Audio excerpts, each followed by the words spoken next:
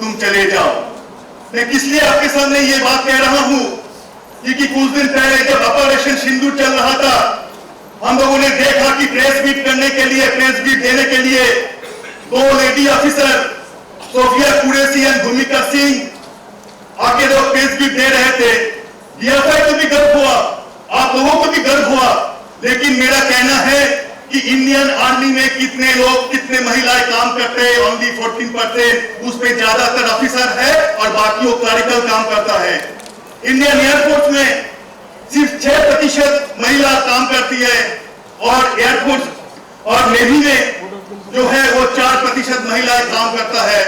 मैं इसलिए आपके सामने रखा कि गुंजन सक्सेना ने उसके बाद उन्होंने कानूनी लड़ाई लड़ी और उसके बाद सुप्रीम कोर्ट ने कहा कि लड़कियों को भी ये शॉर्ट टर्म सर्विस नहीं, उसको पूरा नौकरी करने का हक है अगर वे सक्षम है तो मेरे कहने का ये मतलब है कि हमारा लड़ाई किसी पुरुष के खिलाफ नहीं है, हमारा लड़ाई किसी व्यक्ति के खिलाफ नहीं है, नहीं किसी संस्था के खिलाफ हमारा लड़ाई है। हमारा लड़ाई है ये 20 तक जो सोच और विचारधारा है उसके खिलाफ हमारा ये लड़ाई है। और बीजेपी के अमल में 2014 के बाद हम लोगों को क्या देखने को मिल रहा है? वो कल वीना जी का भाषण मैंने सुना वो ऑनलाइन पर, उन्होंने कहा कि कुलदीप जो है सिंह सेंगर एक बलात्कारी बीजेपी के विधायक थे, उनको बेल मिल गया था, फिर कानूनी लड़ाई में सुप्रीम कोर्ट के उसका बेल रद्द किया है। सिर्फ एक कुलदीप सेंगर नहीं है, आसाराम बापू, बाबा रहीम देव, वो लोग का साजा हुआ सुनाई है कोर्ट ने। वो जितने दिन जेल के अंदर रहता है उससे ज्यादा वो पैरोल में रिहा होकर बाहर रहता है। ये है इंडिया का हाल अब देश के अंदर बीजेपी के शासनकाल में। आप लोगों को ये भी पता है कि राजा राम मोहन राय जो रेनेसा का एक वीर पुरुष है, कुछ दिन पहले मध्य प्रदेश के जो उच्च शिक्षा मंत्री है उन्होंने कहा कि राजा राम मोहन राय जिन्होंने सती प्रथा को रद्द किया था कि वो एक फर्जी सुधाकर है, फेक रिफॉर्मर है। ये कहा है इंदर सिंह परमार ने, मध्य प्रदेश के उच्च शिक्षा मंत्री ने। और मणिपुर में मैं जरूर आपके सामने ये बात कहना चाहता हूँ, मणिपुर में क्या हुआ था आप सभी को पता है। मैं घटना यहाँ पर बोलने के लिए नहीं आया हूँ, लेकिन मेरा यह कहना है विपक्ष ने जब मणिपुर को लेकर पार्लियामेंट के अंदर उन्होंने वो नो मोशन कॉन्फिडेंस को लेकर चर्चा कर रहे थे तो देश के प्रधानमंत्री लास्ट में आए। 2 घंटा 13 मिनट का एक भाषण उन्होंने दिया। इतना लंबा भाषण आज तक संसद के अंदर कभी प्रधानमंत्री ने नहीं दिया है, ये सबसे लंबा भाषण है। पहला 1 घंटा 13 मिनट में उन्होंने मणिपुर का नाम भी नहीं लिया, नॉर्थ ईस्ट का नाम भी नहीं लिया।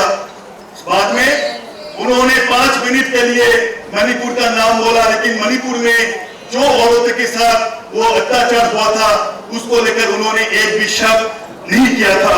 ये मेरा कहना है कॉमरेड। लेकिन इतिहास गवाह है कॉमरेड, इतिहास गवाह है कि जो लोग महिलाओं को दबाने के लिए जो भी कुछ करता है अंत में वो लोग हारते हैं। जीत उसी का होता है जो लोग प्रगतिशील है, आगे बढ़ना चाहता है, लड़कियों को लेकर, महिलाओं को लेकर, सबको लेकर ये है।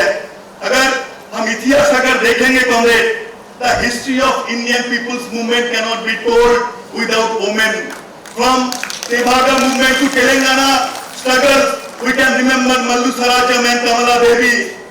From factories to field, from students' youth movements to trade unions, women have played leading role in every सब लड़ाई में उन्होंने ये लीडिंग रोल उन्होंने रखा है। तो हमें ये हम कह सकते हैं IDEA has carried forward this proud tradition. IDEA has shown that women are not only victim of injustice but also leader of change. हम DFI इसको सम्मान करते हैं, ये IDEA ने हमारे सामने ये रखा है कॉमरेड। मैं आपके सामने ये कहना चाहता हूँ DFI as a youth organization we learn from this history and is this fight comrade today। comrade मैं ये बात और टाइम खत्म हो रहा है, मैं ज्यादा नहीं बोलना चाहता हूँ, लेकिन एक बात मैं आपके सामने बोलना चाहता हूँ comrade। history teaches us that no unjust system lasts forever comrade। when society moves forward. When women resist, democracy survive. When women organize, history changes. ये हम लोगों ने सीखा है।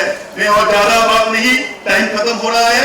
मैं फिर एक बार आप लोगों को DRFI की ओर से क्रांतिकारी अभिनंदन देते हुए और एकजुटता व्यक्त करते हुए मेरा बात खत्म करता हूँ। इनकलाब जिंदाबाद, IDOR DRFI जिंदाबाद, छात्र, युवा, महिला, श्रमिक, मजदूर, किसान एकता जिंदाबाद।